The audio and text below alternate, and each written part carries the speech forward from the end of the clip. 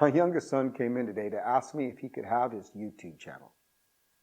Now, instead of giving him a yes or no, I simply asked him, what are you going to do with this channel? He said, I'm going to make videos, Dad. Of course. What else do you do on YouTube? No. How are you going to use it? How is it going to benefit the world? What is the purpose of your channel? See, this is something I think that we should all consider. Of all the things that we do, what is the purpose behind them? See, every one of you has gifts, you have talents, you have blessings that are given to you. How do you use them? For the most part, and I get that this is a simplification, you either use them to bless yourself or you use them to bless others. So who are you looking out for? Now, I get that in this world, most of us have been conditioned to believe that I have to take care of myself. I have to look out for my own first. And then if there's time, maybe I'll look out for others. But at the end of the day, I have to take care of me. I want you to consider something. Paul writes to the church in Corinth, and he says in 1 Corinthians 12 that there are varieties of gifts, but the same Spirit. There are varieties of ministries, and the same Lord. There are varieties of effects, but the same God who works all things in all persons. You see, whatever gifts you have, whatever talents you have, Paul's saying they come from God. This one God has given you your blessings. And believe it or not, He's given them to you for a purpose. So how are you using them? You see, what the Scriptures teaches is if that we use the things that we have in order to simply take care of ourselves, if we act selfishly and look inward, then what's going to happen is we are always going to end up bringing more chaos, more emptiness, more darkness, more death into the world around us.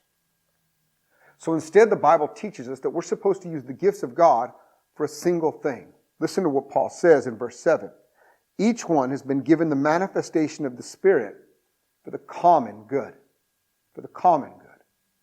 You see, the gifts that you have, the talents that you have, the blessings that you have, you were not given them for yourself, to simply benefit you in a moment or to protect you from the world around you.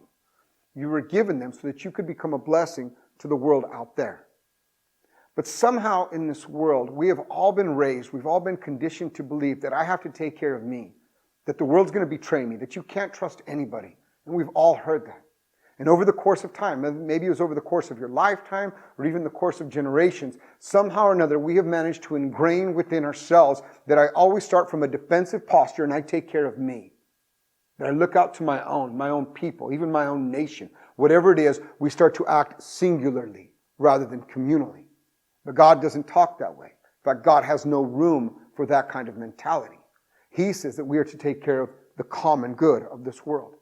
You see, every blessing that God has given you, He gave to you so that you could bless others. And in this way, you will find a true blessing for yourself. Your life, everything about you, it was meant to bless this world. You were created to be a blessing. And so I'm asking you in this time, especially in this time, how are we reacting to the situation at hand? Are we looking out for ourselves only? Are we hoarding and maybe even looking for ways to profit at the end of this? Or are we looking out for the common good? Are we reaching out to our neighbor, to our community? Are we trying to help each other? That's something worth considering.